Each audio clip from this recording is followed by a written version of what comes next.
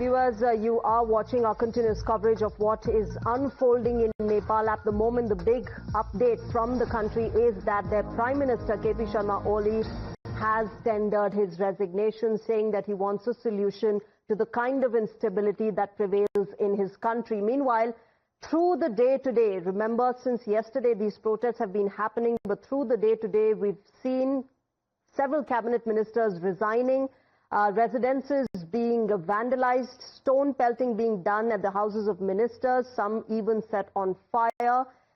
Basically, lot of chaos that prevails on the streets of Kathmandu and nearby areas. But the resignation of the Prime Minister coming in now comes as a big victory for these protesters who had been demanding his resignation since yesterday. We'll of course have to wait and watch how this really moves forward. Remember, there is speculation among local media that the ex-Prime Minister of Nepal might flee the country, might leave the country for another country amid the kind of tensions that prevail in Nepal. This is, of course, another day when Nepal is witnessing a civilian administration collapsing. This is not the first time that Nepal has seen such political instability in the past several years. While there has been a constant tussle between the monarchy and the civilian government there, civilian governments have not been very stable. The protesters say that we want a newer generation of leadership coming in because the kind that prevails at the moment is deep in corruption. Remember, before these protests happened, there was a campaign that was run by the youngsters of the country, the Nepo Kids campaign, which basically spoke about how the ministers, the government officials are using public money and only promoting their own children instead of, working for the welfare of the public, of the citizens.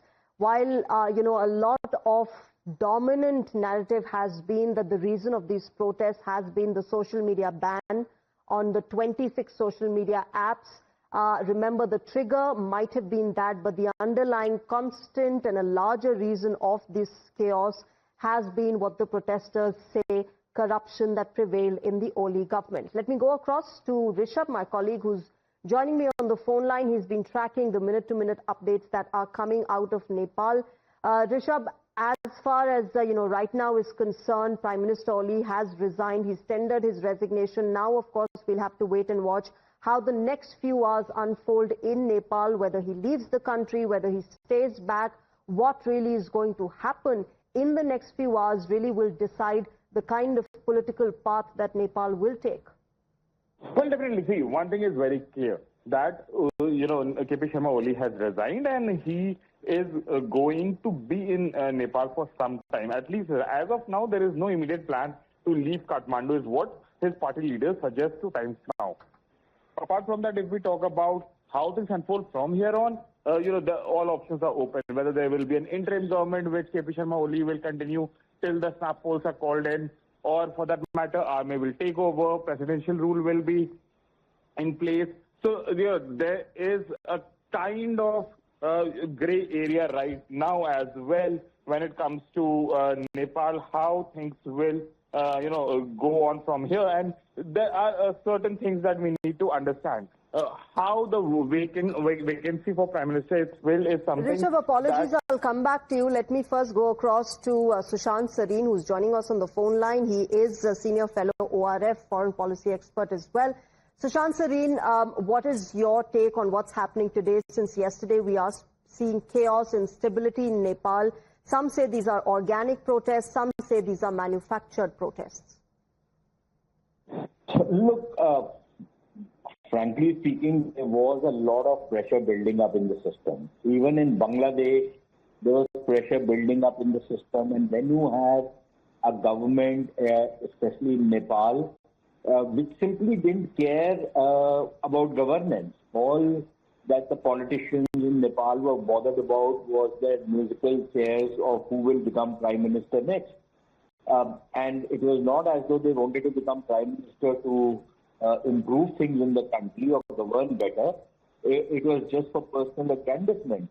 And things had been drifting in Nepal for a fair amount of time. There was virtually complete misgovernance. and there was a lot of pressure building up in the system. So something had to give, right? And there was a spark that was lit by this particular social media judgment, and the government doubled down on it without realizing what the objective conditions on ground are. Nepal is a country where politicians simply seem to have lost their ear to the ground. They don't have the pulse of the people anymore, quite clearly, as we are seeing from the protests since yesterday. And then all hell broke loose. Now, were there some people who were agent provocators? Were there some other vested interests involved? Perhaps there would have been. But there were genuine grievances which have now spilled over onto the street. And initially it is students, but then a whole lot of other interest groups or simple looters jump into the fray. And frankly, from the scenes that we have witnessed since yesterday and today, it has become untenable for Mr. Oli to continue in power. He was somebody who was always in the quest to grab power any which way. But I think he's finally, run out of time and political space. So he had to go. But Nepal is in uncharted waters now. Nobody knows. The constitution does not cater for an eventuality like this. So nobody knows how the next transition is going to take place. So Sushant Sareen, while you say that Nepal is in uncharted waters right now, one thing that has been seen constantly, and one thing perhaps we can be sure of in Nepal, is the fact that no civilian administration has ever seen the kind of stability that it has aimed to get. Now, there has been a constant tussle between the monarchy and the civilian administration in Nepal. Do you think that pro-monarchy protests that happened earlier this year could have something to do with the kind of protests that we're seeing now?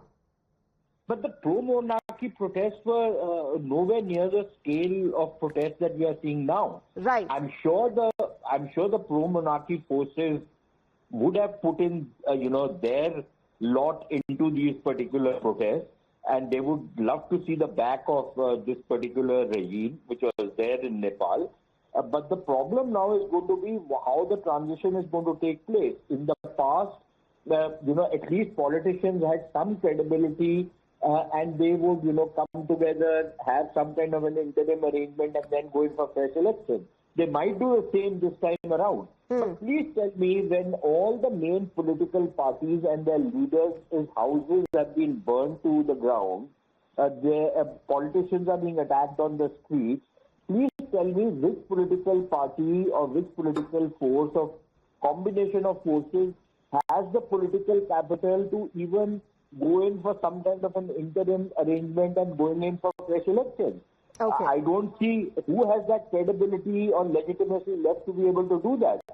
Neither has the president. Does that mean that the monarchy, which is in kind of exile, will find greater resonance now in Nepal? Again, I have my doubts on that. Okay. Because I think reviving the monarchy is not going to be that easy. There will be a lot of resistance to that. And that will create its own set of problems for Nepal. Okay. So that is why I say it's in uncharted waters. All right. All right. So, Sushant Sareen, thanks very much for joining us this afternoon and sharing your thoughts